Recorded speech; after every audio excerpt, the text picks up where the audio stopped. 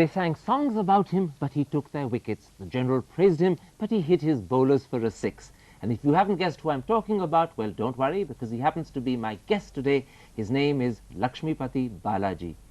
Balaji zara dheere chalo. Exactly. Do you like that song? Yeah, while standing in the ropes, and it was not quite nice to hear that songs, and it looks a little bit encouraging. When was the first time you heard it? Actually, in Islamabad match against Pakistan in the one days, from the crowd they were shouting Balaji zara dheere chalo. It was very nice. Everyone started seeing me, my teammates and everyone laughing then that time. The amazing thing is you ended up in Pakistan the most popular Indian cricketer. Were you surprised? Yeah, I was. I'm clueless right now. I couldn't find what the reason behind that. You mean really clueless? Yeah, really. You don't think it's that amazing smile? I don't think so. Have you tried to ask yourself? Why was I No, so not popular? yet. Not yet. I haven't tried it. Your sister Vijay says that she can't understand why all the girls in Pakistan went crazy about you. She says nothing like that has ever happened in India. Yes, she also mentioned me once I reached in Chennai. She said, she's being asking why the girls are very fond to follow you in Pakistan. Did you attract with them? And I said, I don't know. I am clueless in that, and I don't find any difficulties or anything in that. And now after Pakistan, are the girls equally crazy about you in Chennai? Yeah, there were letters and everything coming, phone calls, but that's all. Now, one of the moments that everyone remembers about Pakistan was that amazing 6 you hit off Shoaib Akhtar in the last one-day game in Lahore. Did you intend to do it, or did it just happen? Yeah, the time I went to bat, that was around 2 hours remaining. I had to swing my arms, no use to get singles and rotating strikes. I tried that and it clicked. So you actually were consciously trying to hit a 6? Yeah, I just want to swing my arms, that's all. There is no point you taking a single in the last over. You have to free your arms, that's all. That's what I did in the last match. And is it true that before this, before Pakistan, you hadn't really taken too many 6s in Ranji games or first-class games? Yeah, I never hit a 6 in a Ranji Trophy. If you ask my teammates in Ranji Trophy team, they used to say he's like temperament and patient play. He never go for a shot. A sort of tuk. Yeah, tuk like that stuff. And they were very surprised actually. The papers say that at the reception he hosted for you, General Musharraf showered you with praise. Yeah, he praised me, he told about, we are always, we all almost won a game for your country, and we got scared in that time. He said that? He said that. He said, we got scared. Yeah, in that last couple of hours, I played with Ramesh Pawar in that time. We have to get 48 runs in 4 overs, and we almost got through, and somehow I got out and run. In fact, that was quite an incredible shot, because I gather your bat broke shortly afterwards. Yeah, it was actually. It was broken. And I took all the autographs in that, and it's a memorable for me. So you've kept it? Yeah, I kept it in my showroom. Sachin wrote something pretty spectacular, didn't he? Yeah, he mentioned about my batting actually. Your strokes are awesome and something like that. And your coach John Wright wrote something pretty Yeah, he mentioned, Balaji is the black Bradman. Now, your fans say that your best performance was in fact that final test in Pindi. Yeah, exactly. Before that, I played 4 tests and I haven't got much wicket, and I got 7 wickets in that test match. It felt very well. I felt really great for that, to winning a abroad series and helping with the team. But in fact, it was more than just 7 wickets, because I gather 4 of the 6 dropped catches were yours also. Yeah, that time, we were dropping catches. That doesn't make any, big deal for me. And the team, once the teams get that victory, and except that you could have had 11 wickets rather than 7. No, not like that actually. The other amazing thing about your performance in Pakistan is that you proved to people that you were perhaps as good a batsman as you were a bowler. Do you remember you had 14 of 10 balls in Pindi and 21 of 12 in Peshawar? Yeah, definitely. The 21 of 20 balls in Peshawar, that gave a lot of confidence. The 6 I hit of Sami and the 4s of Shoaib Akhtar, that gave confidence for me to to swing my arms in the final one days. In fact, you talked about the Sami six, and earlier Yeah. we talked about the Shoaib Akhtar one. Yeah. In all, you hit 3 sixes in Pakistan. Yeah, exactly. Bharat Reddy says you're going to be the next Kapil Dev. Yeah, he achieved his target, after working hard for 20 years. Let's see, I'm working on my fitness and everything. I want to, be for the team as long as I can. But when it comes to your batting, it seems as if the slogan should be Balaji Zara Marte Chalo. It's there. Now, before the tour of Pakistan, you had a pretty incredible tour of Australia as well. Would you say that the 4 for 48 in Brisbane was perhaps the highlight? Definitely, that was a highlight that helped the team victory actually, and we beat Australia in their own soil in that one day. That gave a lot of confidence, that boosted my motivation level very high, and that feels very well. At Brisbane, one of your 4 victims was Brett Lee, but 4 days later in Sydney, he got his revenge. Yeah, I was in receiving end the next day, and I received with a last over 11 runs and gave it. When he hit you for that match-winning 6 on the penultimate ball, what did it feel like? I felt really bad. I tried my heart out in that day, and that day was really bad day in my life. So in a sense, when you hit Sami and Shoaib for 6s in Pakistan, that was your revenge, wasn't Yeah, it? definitely. Huh? That's right.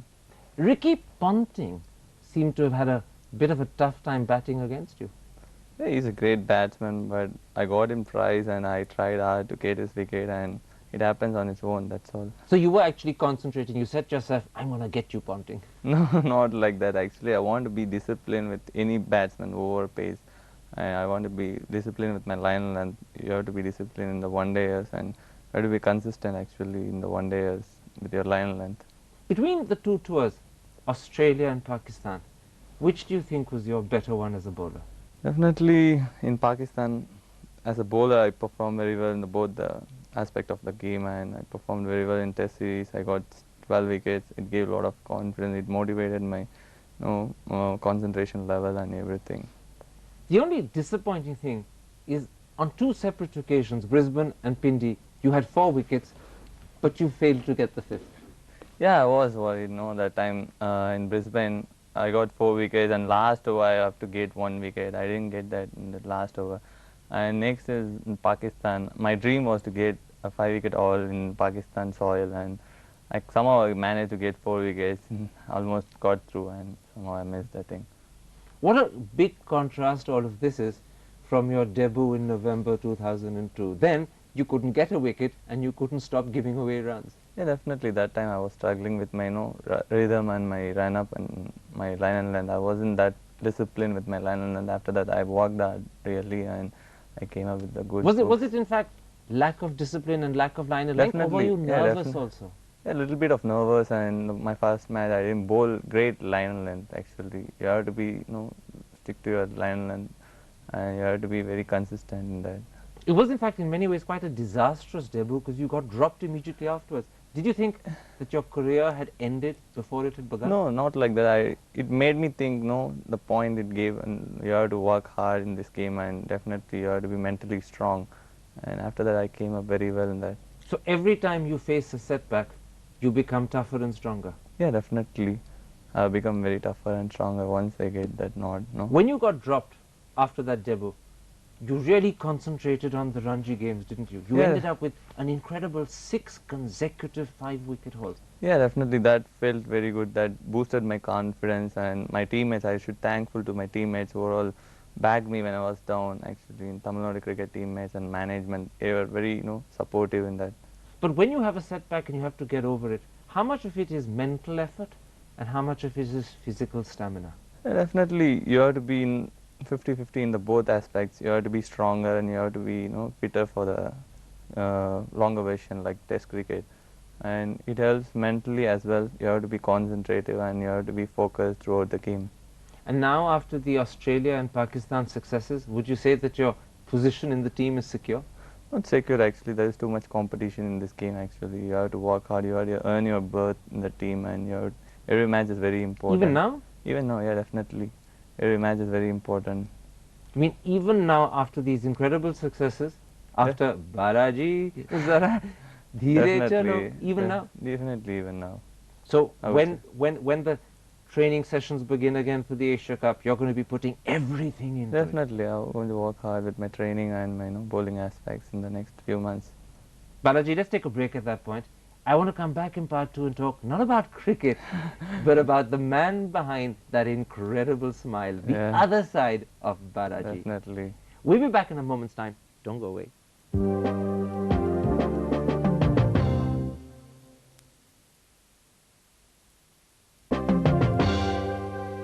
Welcome back to Face to Face. My guest is a man they sing about in Pakistan even as he steals their wickets, the incredible Lakshmipati Balaji. Balaji, let's talk about your childhood. Yeah, that'll be funny. Why would it be funny? Because when I was growing up, and my grandmother used to tie me with the rope, and I will always go behind the goats and the hens. Your grandmother would actually tie you with a rope? Yeah, when I was very young actually that time. What would she tie you to? I think I will always go behind the goats and hens actually. When the goats passes in the road, I always goes behind that. Why? Because you wanted to chase them? Yeah, chase them. Or would you hit and beat them? No, I just want to chase that and pick that. So it sounds to me as if you were quite a naughty child. Not very naughty, to be honest. You just liked chasing goats Yeah. and hens. And so to stop you chasing goats and hens, your grandmother would tie you. And she would tie you, I'm told, to a bed. Yeah, it's good. So in many ways she had to tame you. Tame you? You know, tame you to make sure you didn't go running around. Yeah? Not really. Now I gather you come from a family of engineers. Not just your father, but also both your sisters are engineers. Yeah, exactly. But they tell us that Balaji hasn't inherited the family brains. Yeah, definitely. I'm in a different profession now, and I started my career after my 10th standard, and I started taking my profession as a cricket, and it's a different aspect of this game. But would you ever have wanted to be an engineer, or did mathematics and studies never interest No, you? never interested in this profession studies, and I just finished after I finished my 12th standard, I just concentrated on my cricket really hard. In fact, your sister Vijay Lakshmi says that every time little Balaji had an exam, 24 hours earlier he would come running to her for help. Exactly. I used to go to his room and I used to ask about the solution, the max, tell me about one solution, I have to pass this exam, like that. She says that she would always show you 3-4 different ways of doing it, and you would say, no, I only want one. Yeah, I just want one, because I'll be confusing if I come to know the 3 solution, one problem. So you hated exams, Yeah. and you hated maths in particular. Yeah, exactly. Now your elder sister Padmini says that she once did a deal with you. She said to you when you were in your 12th class that if you did well, she would give you a bike. Yeah, definitely. She was in US that time, and she rang up and she told you, oh, if you get 950 plus marks, I will present you a bike. And in the last month before the exam started, I studied very hard and I got 958 marks, and I got a bike. Yeah, I got the bike too. It was very close actually. Just 8 marks. 8 marks to spare. Now your parents say that cricket was always his passion. Even as a child, when did you decide that you wanted to be a cricketer? Actually, after my 10th public exams, my uncle introduced me to that club called Prahalad Cricket Club, and my coach was NP Balaji. They both were And incidentally, your uncle's name was Balaji as well. Yeah, exactly. So it was 3 Balajis. Yeah, 3 Balajis together in that time. And after that, I started realizing about my cricketing activities and everything, that I put my hard work in that cricket. So that's in a sense when you became serious. Yeah. But your mother says that even as a child, he used to bowl with stones all the time. Yeah, whenever I get time, I will go to the terrace, and there will be some stones in my terrace, and I used to take the stones and throw it in the neighbor's house. They used to complain, our glasses are broken, your son has done this. So you weren't the most popular child in the neighborhood. Yeah, definitely. Now I'm the popular child for the neighbors. Before that. Now you're the star of the neighborhood. Yeah. And when they came to complain, would your parents get very angry? Yeah, they were angry about my this naughty stuff, and they used to tell about you will stop now and don't worry about these things, you will stop, like that stuff. They'll tell to the neighbors. In those early days, when you graduated from playing cricket with stones, It was in fact cricket with tennis balls, wasn't it? Yeah, I started my career, and at the age of 10th standard, I went to the ground and I started with playing in the tennis ball cricket. And I used to go a lot of floodlight tournaments in the nights. A lot of floodlights I used to play in local cricket. Your friend Pradeep says that you were great at what they used to call the Tirumbu trick. Yeah, Thirumbu trick is like, I used to reverse sweep in tennis ball cricket. Once there was, every time my teammates used to call Thirumbu, Thirumbu, like that, I have to reverse sweep. So that was the hallmark of Balaji. Yeah, huh? in my local cricket. And were you a high scorer in those days? No, not really, actually. I used to go in the slog overs and slog it, swing my arm, that's all. Did you ever hit sixes in those days? Or Yeah, was that definitely. Tennis ball, this little ground, I used to hit a lot of sixes. Now, how old were you when you graduated from the tennis ball to a proper leather ball? Yeah, that time I was, around 16 years. So as late as that? Yeah, very late. 16 years old, my uncle wants me to come into that cricket ball era, and I found a little bit difficult while holding the cricket ball initially, and after that it became natural. How long did it take you to adjust? It took around 1 year. 1 full year? Yeah, 1 full year. So in fact, you only felt comfortable with a cricket ball when you were 17 or 18? 17, exactly. And you're just about 22 or 22 and a half. Yeah. So you've only been playing with a proper cricket ball for 4 or 4.5 years. Yeah. Are you surprised by your own Definitely, success? I'm surprised with my, things have happened very fast and everything is going very well. Do you find it sometimes hard to believe? To be honest. You do? Yeah. Huh? They say that when you first joined the India A team, your biggest problem was language. Definitely, the communication was the biggest problem in that time. I wasn't quite sure, how to communicate with the people, like North peoples and the West people. That's because people in the North don't speak Tamil. No, or not like that. English. I just want to improve my Hindi actually. I just want to improve my Hindi. In that aspect, I want to make mistakes, and they used to correct me. My friends used to correct me. How difficult was it learning Hindi? Yeah, definitely, it was difficult that time. Now I'm getting better in that, and now I can able to manage. In fact, your friends say, ask him what were the first words he learnt in Hindi. Yeah, first word was kya re, kaisa hai re, like that stuff always reminds Was me. it kya re, kaisa hai re? Your friends say the first words he learnt in Hindi was how to curse. Not like that, really. Not like that? Not like that. Or at least not for public consumption. Now they say that he's a very easy-going person. Is that right? Yeah, normally I'm a cool person, I would say, and I don't go to the fighting stuff or everything. I don't go there. You get angry quickly? No, not to be honest. I don't get angry very quickly.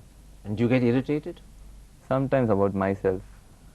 When I am playing or something I have done wrong, sometimes I get irritated. So when you think you're not performing as well as you should, you internalize your anger. Yeah, sometimes internalize my anger with me, and sometimes I used to go to my room and shut down the room, and I used to think a lot about my game, what I'm going to do in the next day, and how hard I should be in the next day. It sounds as if you like having time to yourself to think about your game. Yeah, definitely. I like to be alone in the room, and I like to think on my own. Are you a naturally friendly person, or do you like to in fact be more by yourself? No, I'm a friendly person to everyone who all come to talk with me. They always makes me friends.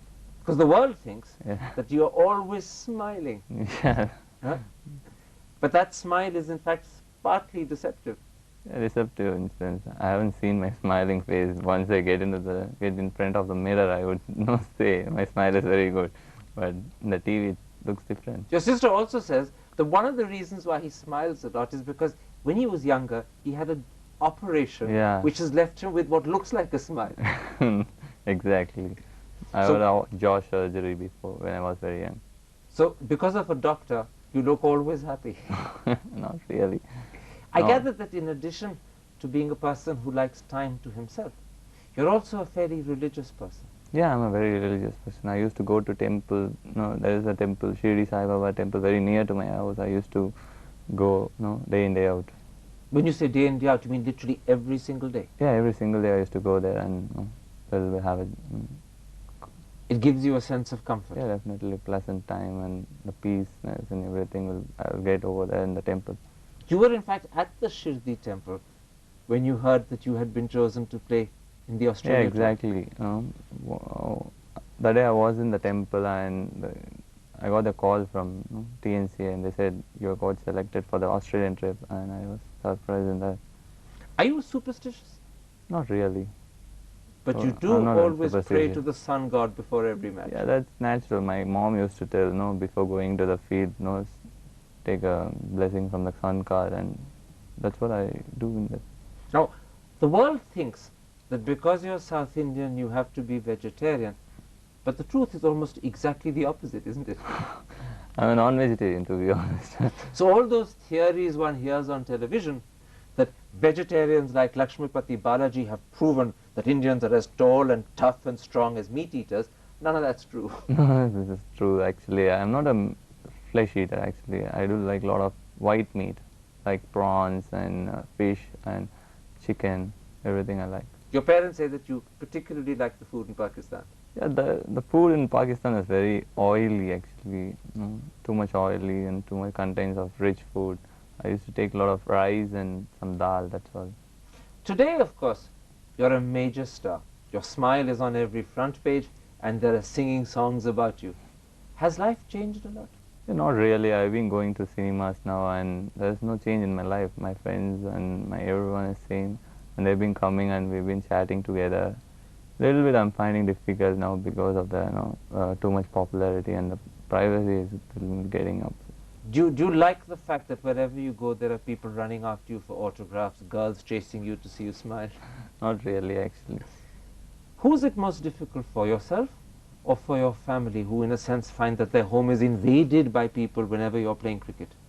Yeah, there was a lot of people who will play, in front of my house now, and they used to shout, "Balaji, Balaji, come out and give an autograph now."